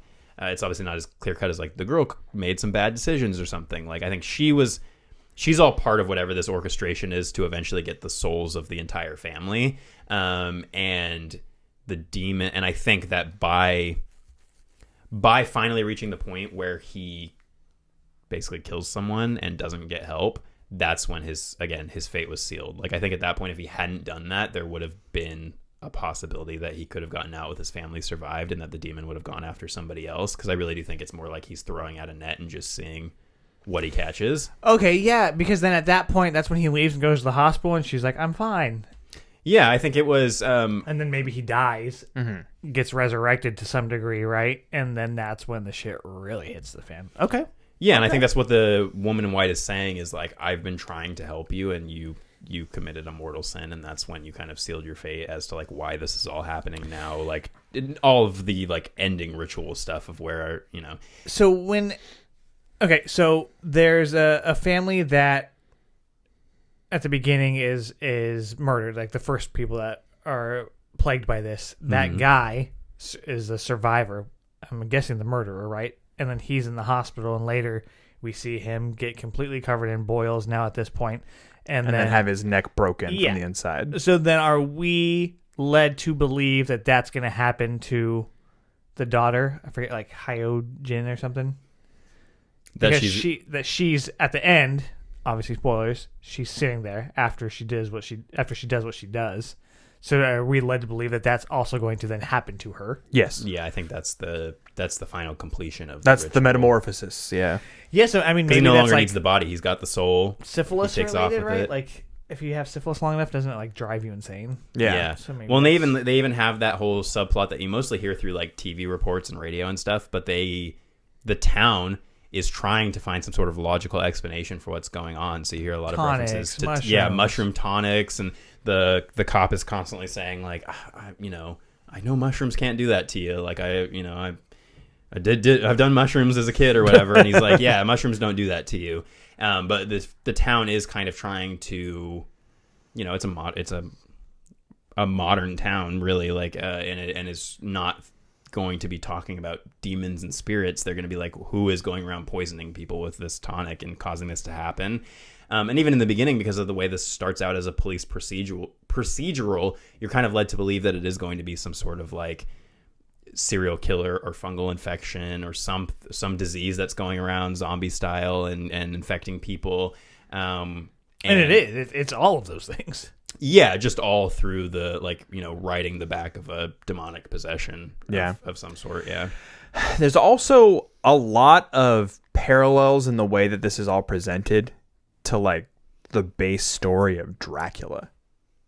Whereas the demon being like Count Dracula, being like Dr. Acula. the being like the head vampire and like that like comes into this town. Yeah, comes into this town and then starts picking people off one by one to create his like Black Dog, his group of demons, you know, that come to Hellhound. like to kill further people. And he's got a Renfield. Yeah. Okay. Yeah. All right, I like that. If that wasn't intentional by the director, that's crazy because I hadn't even thought about that. But now that you say that, I'm like, yep, totally makes 100% sense. Yeah. There's also just like the director is Christian, and that's part of why that's such a huge element in this. But you have the quote that is at the beginning of the movie, and then later when the demon is revealed, you know, to actually be a physical demon, to be a devilish demon. Oh, and they say he sucks blood. Yeah. Okay. Yeah, he repeats that line about like, and it's almost like he's kind of taunting the priest about like the idea of his religion, and then that's when you start thinking like, okay, maybe this isn't like the Christian devil, but it is something in between all of these things that is kind of like taunting you about whatever faith you have. And then you also have like the three roosters crowing is also from that same part of the Bible about the resurrection of Jesus, and we allow three, so that could also be tied into the Trinity. Well, because in the Bible, the I think it's Simon, one of the apostles, Simon, Paul. I know they all have like double names, but one of the apostles they're told at the Last Supper that one of them is going to, not Judas style, but one of them is going to pretend that they don't know Jesus and like turn their back to him when he is being arrested for his crucifixion, and basically that person will have until like the rooster crows a third time to, you know, say that they know Jesus, or they will be, you know, or Jesus is going to get killed, and the apostle chickens out, doesn't say anything. Jesus gets killed. Yeah, so you get the three roosters crowing in the beginning, before we know she's the woman in white, when we think that she's just, you know, some scamp out on the street. Yeah, they throw around like slut and tramp a lot in this movie. Yeah, it doesn't seem like they think too highly of women, but she's throwing stones. Like she's casting stones, you know, which is a biblical, thing, and she's casting them at these, you know, potential sinners and stuff. We even kind of have like a father, a son, and then her being a Holy Spirit. Like there's a lot, I think, to pick apart in this movie or to dive into. Yeah, and then you have like, I love when he finally does go back to the house and you see him cross the threshold and the little sprig that was protected just like shrivels up, and then you know like, oh, it's all over at that point, and then it's just the scene of him brutal. Seeing the light on through the door and then him just approaching that door. I was like, God damn it, dude! Like I know what's back there, and I don't want you to find out. Well, it's crazy how much is foreshadowed just in like him thumbing through is it Hao Jin or through her journal, because you get what looks like a potential depiction of her assault, and you also get the image and visage of a demon with the horns and the whole spiel, and that's like an hour and 10 minutes into the movie. Well, I think that, and I'd have to go back and double check, but one of the first pictures she has is a woman with like blood in her legs. Yeah. So that could be the woman that got assaulted. And then on one of the next pages is people burned, like there's burn marks. So it's almost showing you the murders as they've unfolded thus far. Which would make sense if she has some sort of Harry Potter Voldemort connection with the demon, because she's been possessed. She touched the alien and now they have a psychic connection. Yeah, exactly. Yeah, that's a good point, Jeff. Yeah, I hadn't even picked up on that. That's awesome. Yeah, I mean, and that's also the thing. Like, this movie is like an ogre, like an onion. Yeah. So many layers. Yeah. And I sent you, I don't know. Like me in winter. I don't know how much of this came from your own analysis or if you read the article that I sent, but if you haven't read the article that I sent you guys. I forgot that the article existed. Well, then I'm very. He sent it like 3 or 4 days ago and was like, don't touch this until you've watched the Wailing. You mustn't read the book. But it goes way deep into all of the religious symbolism and a lot of the stuff that you've said, but not all of it. A lot of the stuff you've said is in that analysis, and so that's why I thought you had read it. But kudos for just being a smarty pants, but and knowing how to watch a good movie. But yeah, that thing really breaks down like all of the. Just scrolling through it, I just saw I farted during Oppenheimer. Oh, there we go. Okay. But yeah, it really breaks down, and it tries to answer some of those questions, like about exclamation point it or something. So that way I know what. It. No, I'm saying for me, so I don't have to go scrolling back through it. Okay. Anyway, sorry, Anthony. Well, and then also something that this movie reminded me of is there's an episode of The Twilight Zone called The Howling Man. Do you know which one I'm talking about, Anthony? No, I'm not really a fan of that show. Where the guy goes to the monastery and for shelter, and he can hear like a man who they've been keeping prisoner like howling from another room that's been barred, and they say, "Don't let that man out. It's the devil. We found him and we trapped him." I think, and if you let him out, he'll like Pandora's box, release the sin back into the world. And of course, the man can't. He hears the man howling, and the devil's behind the door, like looking like a normal man. And then do they switch spots? Well, no, then he lets him free, and then that's when the devil horns come out and the pitchfork and everything. And it reminded me of the reveal in this, where it's like you don't know for pretty much the entire movie whether or not this guy is the devil or a demon, or if he's just a poor old man that all of these people have been harassing. Like when in that scene when he falls down to the bottom of the like quarry or whatever, and he's all wounded and everything, like he's scared. Yeah, and he seems scared. Like it makes you really confused and kind of like what, like I don't even know if I don't like this guy, if I do like this guy, like if it's really him, you don't really know. And then when he has that super sinister reveal to the priest at the end, and he's like, who said I would mocking let you leave? Yeah, who said I would let you leave? And he's and it's intercutting between that and what's going on back at the house. I loved the idea of the shaman calling him, being legit, and be like, "Hey, I was wrong. She is the evil spirit." And so for me, that was enough of a twist where then this guy's trying to help you and you've been hunting him this whole time. And so the cop becomes kind of a dick, right? And you're like, oh, fuck. So for me, if that would have been the direction, I would have been totally okay with that twist, especially because the woman in white is there periodically. And so it's not completely out of left field. But then for them to be like, no, we're still fucking with you. Yeah. Like, God damn. Like you added some layers. Well, and then if you go back in the movie to the house that was burned down, you see that some of the stuff that's lying around the house is stuff from the shaman ritual. So it shows that like the shaman had also been there and done the same ritual to open that place up to the demon, because you see like stuff from his like crazy shaman party that he throws in the courtyard. So it shows like he's been to this place too. And so while he may seem kind of innocuous when they get introduced to him and he gets brought in, he's actually a whole part of this plan. And then in the ending, there was a deleted ending from the movie.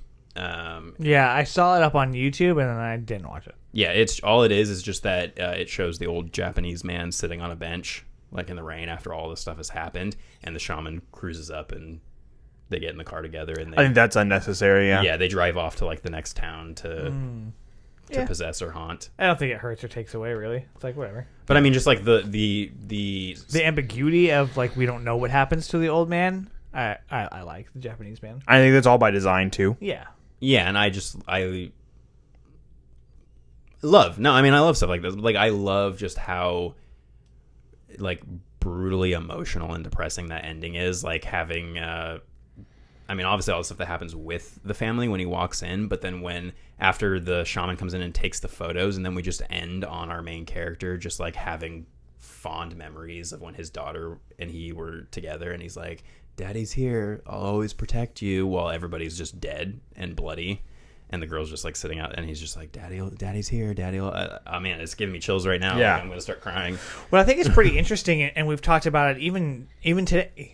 But and in the past as well, is that a lot of the violence is implied. So we actually don't see much violence. We just see the results. Outside of the zombie fight, there's not really a lot of stuff taking place during what we're seeing. Like it's all implied, and then we see the aftermath. Yeah. But outside of that, like the dude gets the rake in the head. Fucking brutal. And I love that he just kept going. Yeah. Because that's not Savini like your style typical. with the machete in the head. But that's really the most violent that we actually see. Yeah, and I think really the most harrowing stuff comes from the young girl's performance when she is going through all of the possession stuff and just like, wailing. Yeah. And just like contorting her body. And it always makes me curious, like, how does a director direct a kid to do something like that. Like, if you're on the set of The Exorcist, you fucking toss them around. Yeah, but so kind of the inspiration behind a lot of what this movie is about and kind of like the style of it was the director had recently had a really close friend pass away, and he was asking, you know, the typical, like, why this person, like, what did they do to deserve this? They were young, like, and it made him want to make a movie where with the lesson basically being that, like, bad things will happen to you, and they're outside of your control, and they are formed by some sort of higher power, and that doesn't necessarily always mean that everything will turn out badly, but there are just some things that are just like so beyond human understanding, and that there is no explanation for why somebody dies tragically young out of nowhere, like in their sleep or something. Or, you know, I was just watching Riverdale, so I'm thinking of Luke Perry, but had just having a stroke out of nowhere and dying in like in his 50s. Riverdale. Well, because I've been doing the like first episode, last episode of each season. Right. That's hella funny. And yeah, and it's like there's no explanation for that. It's just that life is just it has its own machinations that are beyond our control, and you know, we're just tiny puzzle pieces, tiny pawns. I think, you know, kind of to further that could also be kind of like a statement on kind of how fucked up religion can be, where you know, the idea is like you have good and evil fighting for our souls, and we're just trapped in the middle. And that's kind of what is happening here, where you have this good spirit and this evil spirit, and they're doing their thing. They're trying to collect these pictures and the souls. She's just trying to protect, and his family just gets caught in the middle. Yeah, it's all the innocent people caught in the crossfire between these demons that are fighting like a who knows how long battle between just for souls for some unknown reason, you know, just because it's good and evil, and that's how that works.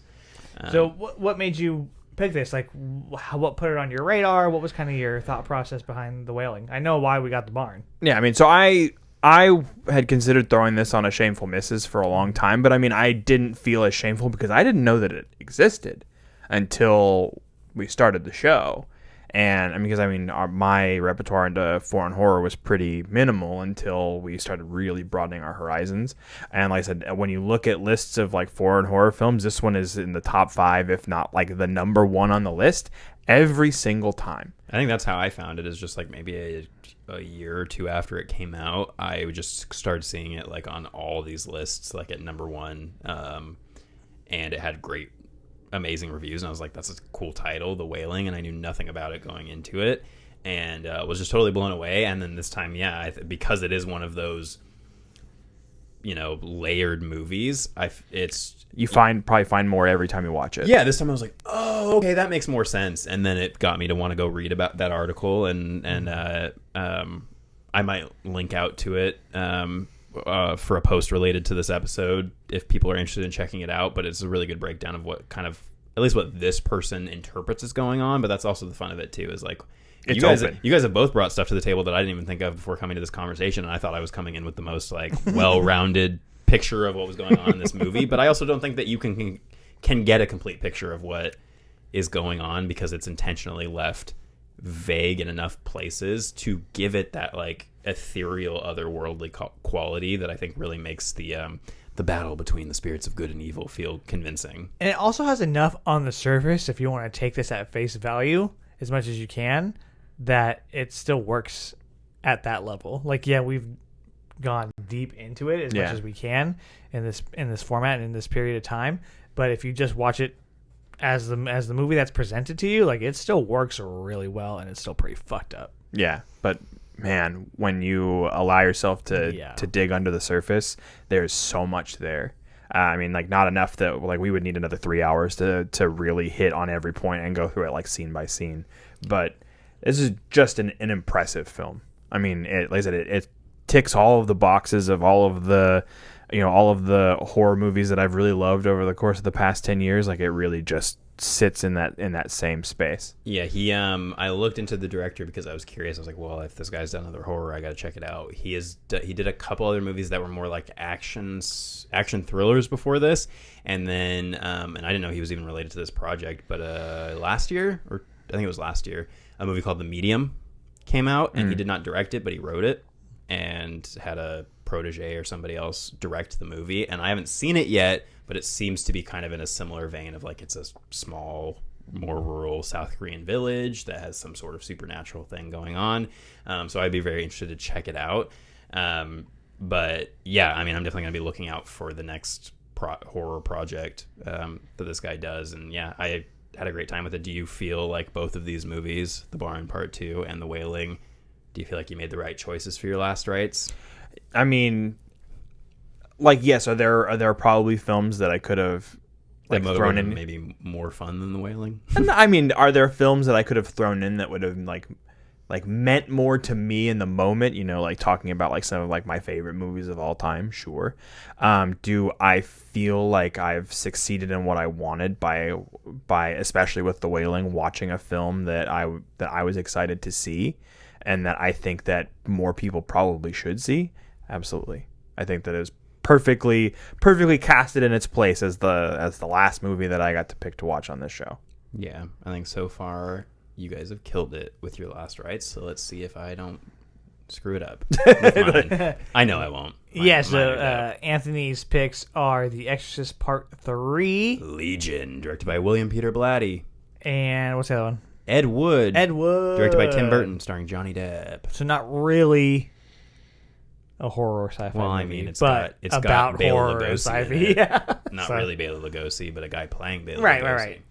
But yeah, I love Ed Whoa, Wood. wow. Love The Exorcist 3. Have you guys seen either of these movies? I think I've seen The Exorcist 3 at one point or another, but it was a long okay, time good, ago. perfect.